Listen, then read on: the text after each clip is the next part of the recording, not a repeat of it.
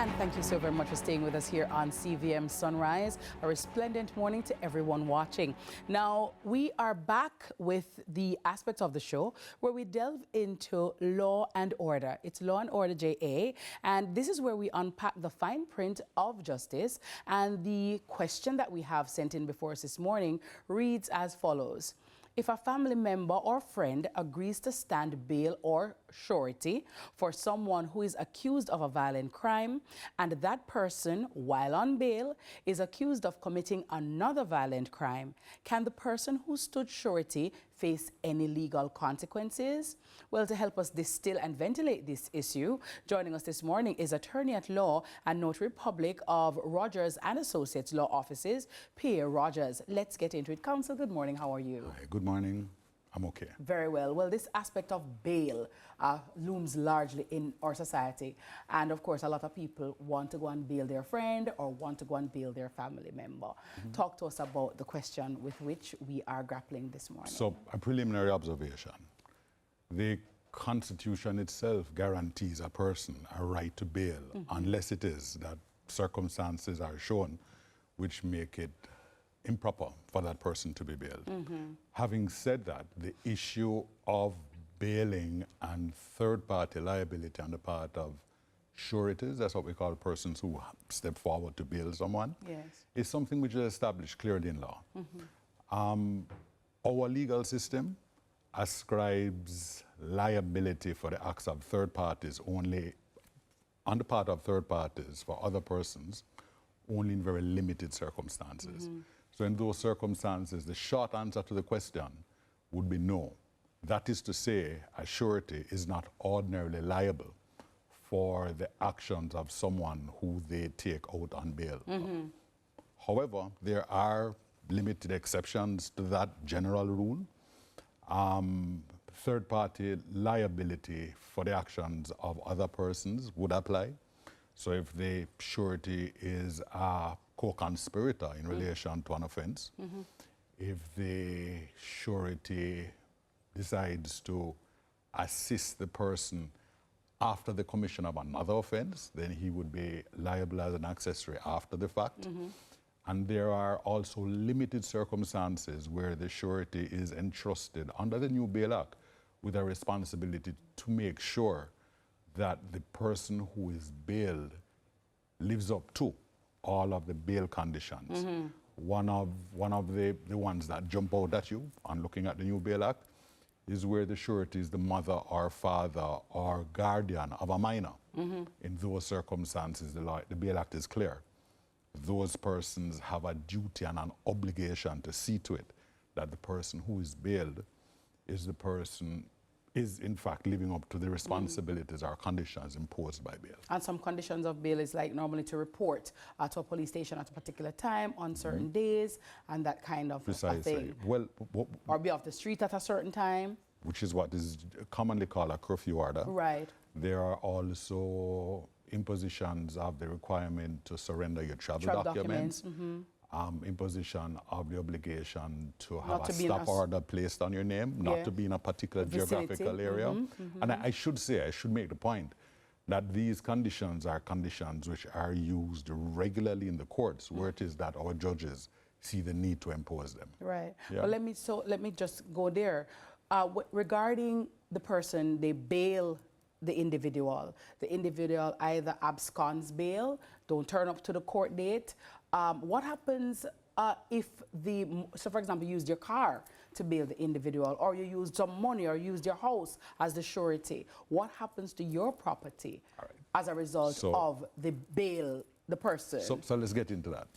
The notion of bail is something that came to us in the common law from England, where we inherited it from.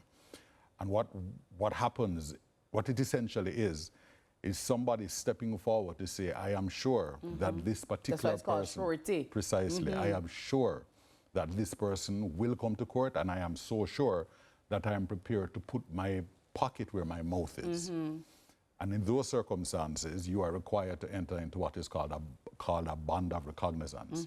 That is to say, you sign a bond saying that in the event that John Brown doesn't appear to court and answer his name at court as he's required to, then in those circumstances, I will have to pay whatever the bond amount is.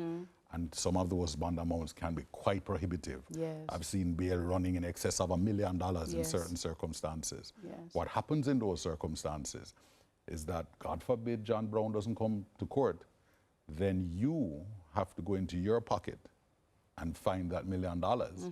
In other words, you are now being called upon to honor what it is that you said, that you were entirely sure. Right, right. The person who is supposed to step forward is someone who is familiar with John Brown, somebody who knows the kind of person that Yes. John Brown is, and somebody who is prepared to take the risk. Yes. Unfortunately, it's not always like that, but that is what is supposed to happen.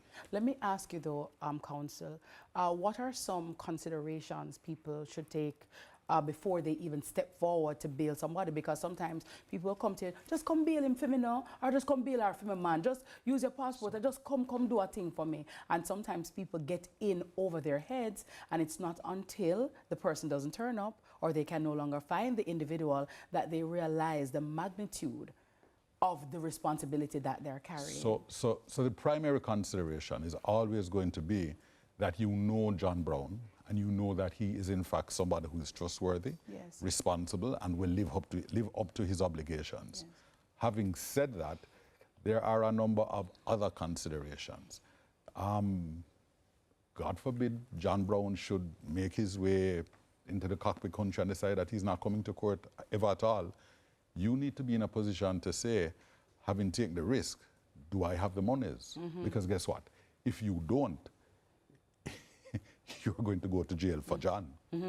Well, let me ask you this, Counsel. So if you can't, you're going to go to jail for John. If you can't, pay the money. If you can't pay the monies. Very well. If it is that John Brown has absconded bail, or he went to the cockpit country, but I know, and I can say to the police officer, I can go to the court rather, and say, Your Honor, I know he's in the cockpit country. Are those any mitigating circumstances? Let us be clear. Let us start. Or strict liability? No, actually, it is tending towards strict liability. But let me explain. At the very outset, even before John Brown decides that he's going to get out of town, if you as the surety have any inkling of that, you are always entitled, and it's enshrined in the Bail Act, to go before the court and say, listen, I have reason to believe that John is about to get out of Dodge, and I want to surrender my bond. So that will stop liability, because you would have forewarned the court, and John would either have come to court with you, or you would have alerted the police before. That is one.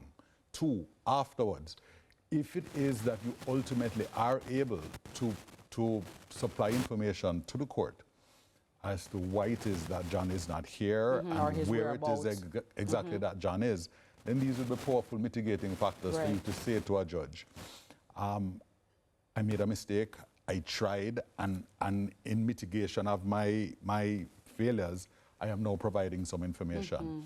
That is not to say that the bond will be abated. Yes. But certainly a judge is entitled to look at that with a view to determining whether he's prepared to give you something of a discount. Yes. Yeah. Yes. So that's where we are. That's where we are. In terms of bailing, can people bail more than one person? You can bail as many people as you want, some people. So the truth is that you're not supposed to. The Bail Act is explicit when it says that the same property is not to be used to bail several different people in relation to the same offense or even other offenses. The truth is, though, that the court, particularly if the bailing is taking place at the same court, the persons who generally execute the bail bonds or facilitate the execution of the bail bonds are persons who work in the court system. They are the clerks and the deputy clerks.